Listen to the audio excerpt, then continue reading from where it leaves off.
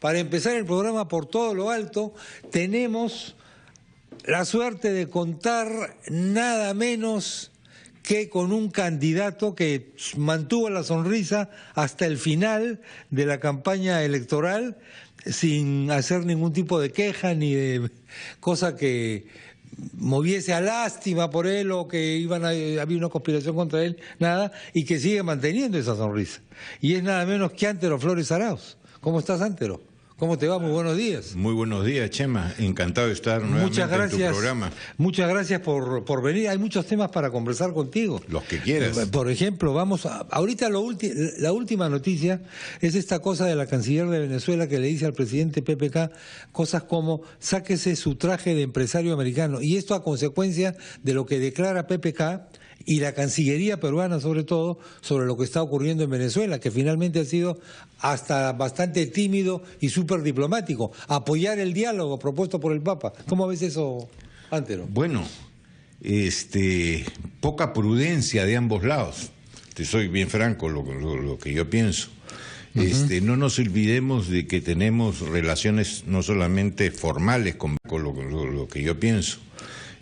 No nos olvidemos de que tenemos relaciones no solamente formales con Venezuela, sino Venezuela está hoy día en una situación de retiro del Acuerdo de Cartagena, pero puede regresar. El Perú le vende a Venezuela y todavía Venezuela debe de textiles y de confecciones. Entonces, dentro del marco de la OEA es lo lógico que se busque cómo resolver los problemas de Venezuela. Tenemos una carta democrática que no tiene dientes, pero por lo menos la tenemos, es más que declarativa. Entonces, todas las expresiones que pueden darse desde el Ejecutivo en que el presidente de la República tiene el tema de las relaciones exteriores bajo su jurisdicción, bajo su mandato, tienen que ser prudentes. Cosa diferente de los políticos que no ejercen labor ejecutiva, de los que están en el Parlamento. Porque en todos los parlamentos a veces se dicen cosas muy duras y los otros países no las toman muy en serio, porque esto es el común denominador. Incluso los políticos que no están en el Parlamento también endurecen posiciones, pero en el Ejecutivo tienes que ser cauto porque maneja relaciones exteriores. Y de la canciller de Maduro nada te debe sorprender. A mí de Maduro no me sorprende absolutamente nada, pero no nos olvidemos de que como fue y sigue siendo Papá Noel regalón en muchos sectores, sobre todo D y E en Venezuela, tiene todavía gran predicamento. Y entonces lo que hay que lograr es bajar las tensiones para que se llegue a una solución armoniosa y progresiva. Tenemos que evitar el derramamiento de sangre en Venezuela. Bueno, hablando del presidente, tengo acá la última encuesta de GFK que publica hoy día La República. Cae fuertemente, en realidad en un mes, su aprobación de 62 a 52. Pierde 10 puntos. El Congreso también cae en su aprobación. ¿Qué está pasando, Antero? Muy sencillo, por lo menos para mí. El tema de la caída de PPK se llama Moreno, Carlos Moreno, con nombre y apellido. Y se llama también la falta de tolerancia de la población, que no entiende todavía que no se pueden resolver los problemas de un día a otro. Esto no es cuestión de que te sentaste en el sillón de Pizarro y al día siguiente los problemas del país están resueltos. Requieren sus tiempos. La gente ya no espera, está impaciente. Yo creo que esos son los dos motivos. La luna de miel se acorta cada vez más en el Perú y en otros países también. Sí, también. La llamada luna de miel política, ¿no? Así es, porque la otra es duradera. La otra dura mientras te aguantes. Dura más, porque claro, la gente muy paciente, pero cada vez somos más impacientes. Sí, claro. Es que claro, en la campaña te hacen una serie de ofrecimientos también, pues. Que son tremendos, eso es una cosa terrible, entonces te crean una expectativa Yo tengo una mala factura, pésima factura electoral por decir no solamente lo que pienso, sino por no ofrecer lo que no se puede. La gente quiere que le digan el oro y el moro y después se quejan que no se cumplió, pero el ser objetivo y ser realista no paga en votos, y eso lo conocemos. Claro. Ahora, el tema que quedó pendiente, lo de Luz Salgado y el Congreso. En el tema del Congreso, la gente ha visto cosas que son inusitadas, bancadas que voten separadamente, que voten por pequeños subbloques, y lógicamente han comenzado también un poco el griterío, cosa que ya en los primeros 60 días nos habíamos acostumbrado a que no existiera. Entonces, cuando viene esta verborrea con muchos decibeles, la gente se fastidia. Y en el tema de la congresista Luz Salgado, yo creo que le ha pasado factura el no ir al Acuerdo Nacional. Mira, el Acuerdo Nacional, la primera vez que se hizo fue cuando yo era presidente del Congreso, y fue a exigencia mía y del Congreso, y el presidente en ese entonces, Toledo, lo aceptó, y nos reuníamos periódicamente, Hugo Sibina, presidente del Poder Judicial, el presidente de la República, que era Toledo, el presidente del Consejo de Ministros, Carlos Ferrero, mi compañero de clase de la universidad, claro, y gran amigo, y el que les habla como presidente del Congreso, y llegábamos sin merma de su autonomía y de la independencia de cada poder del Estado, llegabas a conversar.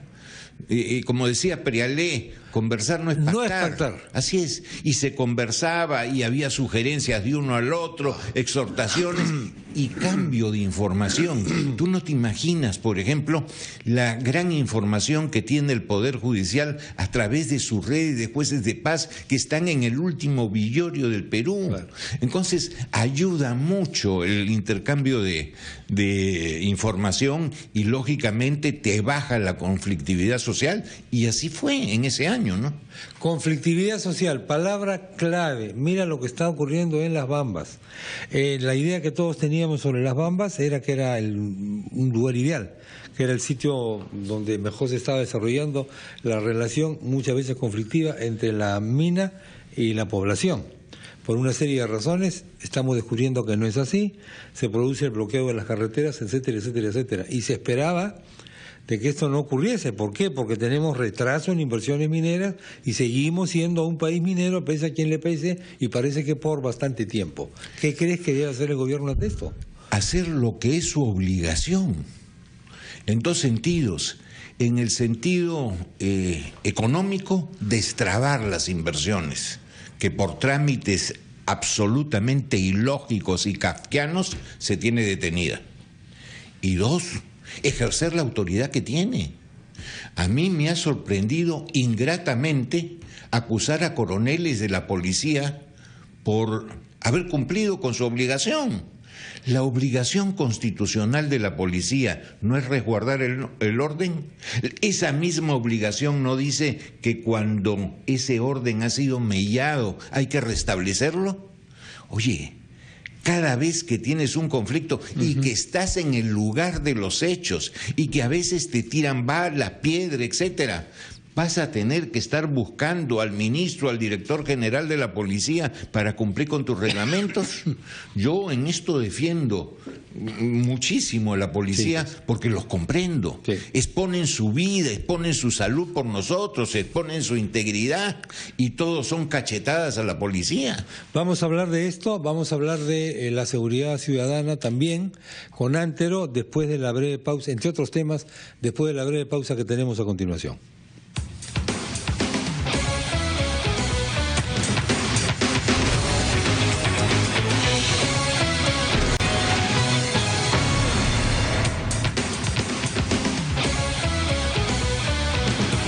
Aquí en estudios continúa Antero Flores Arauz, pero vamos a pedirle a Víctor Andrés Ponce, que está con nosotros en la línea telefónica, que nos dé un comentario sobre la última encuesta de la empresa GFK que aparece hoy día en la República.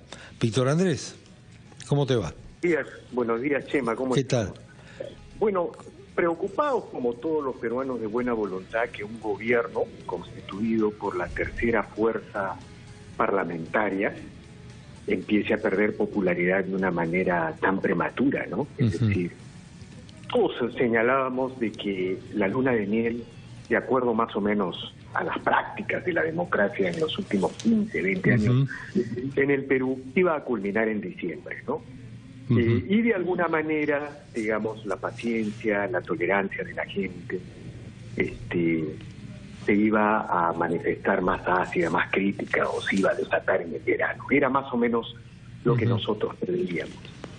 Pero estamos viendo que eso no es así, que el presidente Kuczynski ha vuelto al nivel de aprobación o de intención de voto que tuvo en la segunda vuelta, ¿no? 52 puntos de aprobación. Ahora, si bien es cierto, la caída del Ejecutivo, del presidente, arrastra todo el sistema político, ¿no? Porque ahí está también la caída del Congreso, la caída de la aprobación de la señora Luz Salgado y del Poder Judicial. Es evidente que esto le plantea un tema de fondo al gobierno, porque una de las cosas que se había planteado el gobierno es mantener una alta popularidad, de acuerdo a sus propios razonamientos, solo estoy reseñando su razonamiento, para tener una relación de fuerza con la mayoría legislativa. Eso es lo que se había señalado, ¿no? Yo creo que aquí el tema de fondo, Chema, es entender por qué se está produciendo esto, ¿no? Mira, el gran problema de la administración PPK es que no ha denunciado, no ha descrito el desastre nacional en que ha encontrado el país. Digamos, el relevo de gobierno del 2016 no ha sido cualquier relevo, ha sido el relevo de un desastre nacional.